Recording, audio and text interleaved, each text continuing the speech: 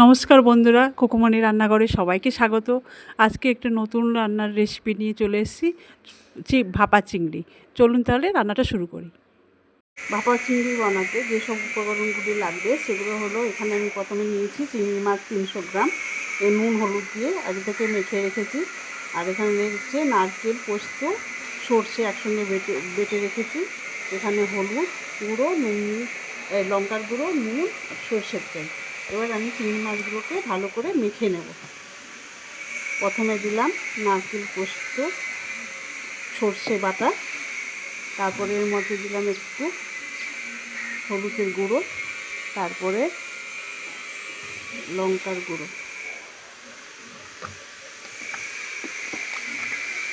সামান্য নুন দিচ্ছি।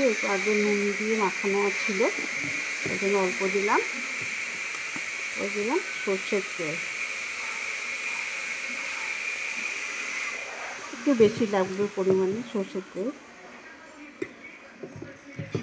ওকে ভালো করে মেখে নেব। আমি কড়াইতে বানাবো, আপনারা চাইলে টিফিন বক্সে বানাতে পারেন। টিফিন বক্সে দিয়ে জলের মধ্যে বসিয়ে আমি ডাইরেক্ট একদম কড়াইয়ের মধ্যে বানিয়ে দেখাবো। চলুন তাহলে দেখি ভাপা চিংড়ি।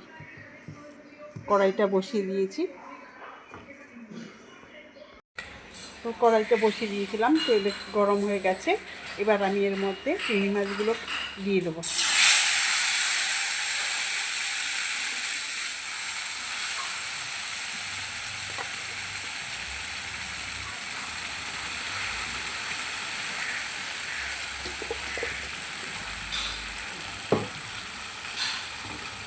সামান্য একটুখানি জল দেব।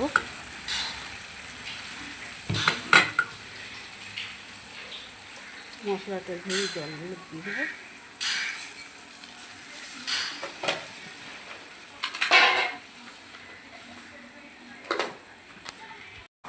এখন এটা দিয়ে দিলাম, একটু জল দিয়েছিলাম, একটু নেড়ে দিলাম। এরপর আমি ঢাকা দিয়ে দেবো। এটা গ্যাসটাকে কমিয়ে এটা হতে দেবো। দেখি ঢাকা খুলে কতটা হলো। এখন এর মধ্যে একটু জল বেরিয়েছে। চিংড়ি মাছটা সেদ্ধ হয়ে এসছে, আর একটু হবে। আমি আর একটুখানি ঢাকা লাগিয়ে দেবো। একটু ঢাকা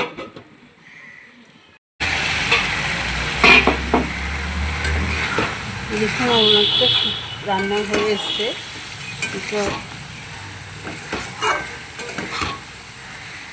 শুকিয়ে গেছে, দেখুন তেল ছেড়ে গেছে।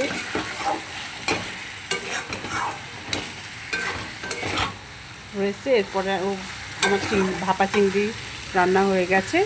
এর ওপরে আমি নামানোর আগে একটুখানি সর্ষের তেল, কাঁচা সর্ষের তেল দিয়ে দেবো।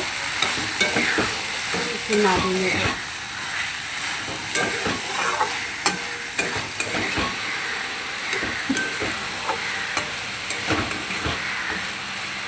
হয়ে গেছে চিংড়ি, এবার নামিয়ে নিচ্ছি।